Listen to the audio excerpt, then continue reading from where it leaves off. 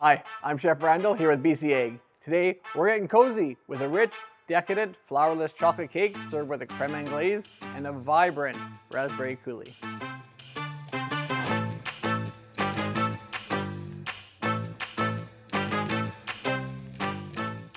All right, for our flourless chocolate cake, we're gonna start off with some rich dark chocolate, some local unsalted butter, granulated sugar, our fresh BC eggs.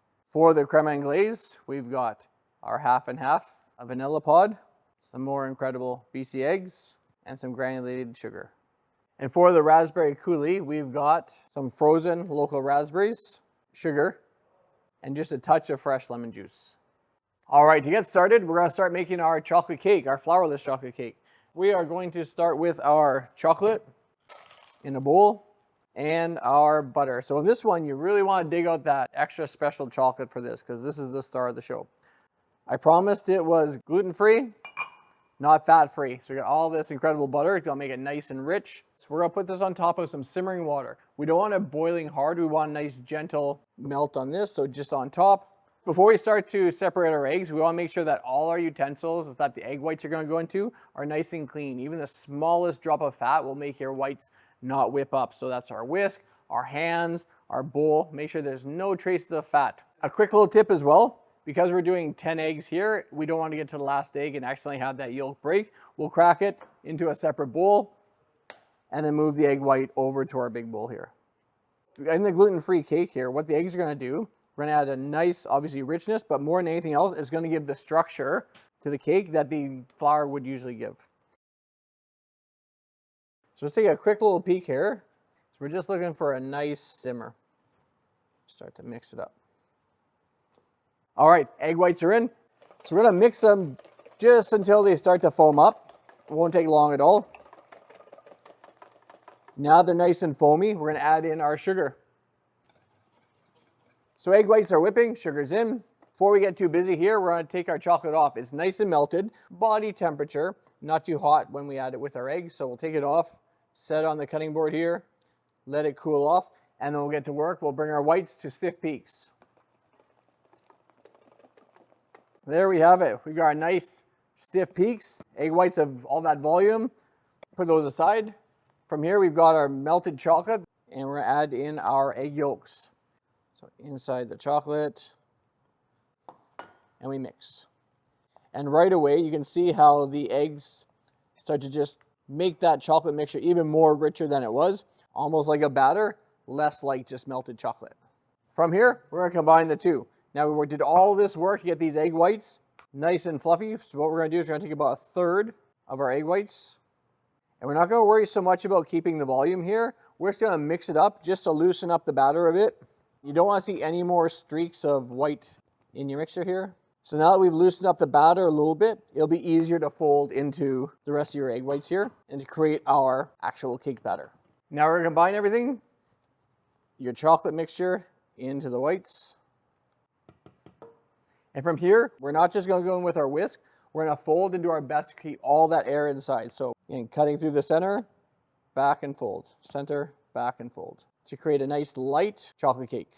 As a chef, as a foodie, as a person who cooks at home, I love using our local eggs. Dessert, for breakfast, for lunch, it can be sweet, it can be savory. They give us structure, richness, they bind things together. They're just kind of that perfect food. And so easy to use and so easy to purchase local. All right, now we've combined all of those. We've got a springform pan. I've sprayed it and lined it with a little bit of parchment paper.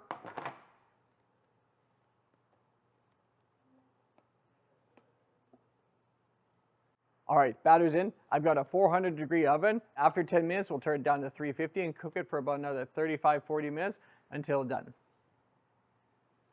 While our cake's in the oven, we've got time to make our crème anglaise and our raspberry coulis. So starting with the crème anglaise, cream, and we're going to send in a vanilla pod. So what we want to do with the vanilla pod, we're going to split it down the center and scrape out those thousands of little vanilla seeds into our cream. We're going to turn on our heat to about medium, and we're going to bring this up to a simmer. While that's going, we're going to do our eggs. The yolks are going to actually be what thickens our sauce up here. So we'll separate the whites from the yolks.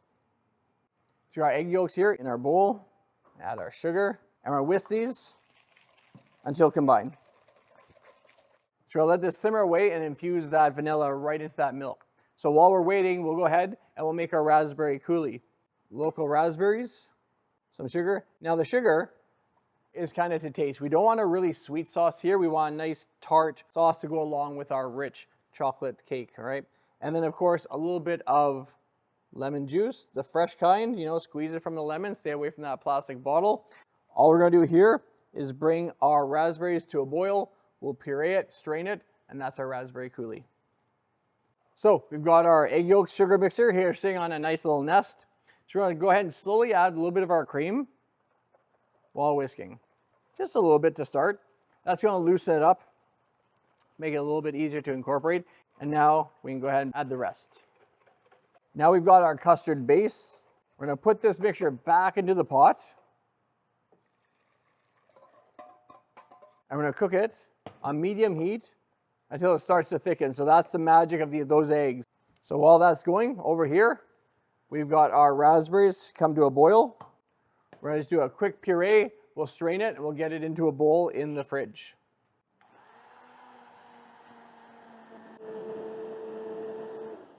So thank you so much to Midland Appliance for letting us use their amazing showroom and featuring some BC egg recipes. So as this is cooking, I can already start to smell the vanilla, the sugar, the cream to make an incredible classic crème anglaise. That's what we're looking for. It's gonna go perfectly with our flourless chocolate cake. And this is something you cannot rush. If you crank that heat up because you run out of patience, you're gonna cook your eggs too much and then you have to start all over again. So be patient, keep stirring, it will be worth it. We draw a line and it stays, that tells us our sauce is the perfect consistency. So from here, we're gonna strain it. We're gonna actually press a plastic wrap right to the sauce so it doesn't form any skin. In the fridge for a few hours, even overnight is perfect. And then we'll be ready for our cake. It looks incredible. See how it's souffled up. Beautiful. We're gonna let this sit and start to cool for about 5 or 6 minutes. It will deflate a little bit. All right, now that our cake is nice and cooled, it's time to go to the plate. So very carefully, we'll lift it up onto our cake plate, powdered sugar. And there we have an incredible chocolate cake, perfect for any occasion or just a nice treat during the week. For this recipe and more great meal ideas, visit bcegg.com. Happy cooking, everyone.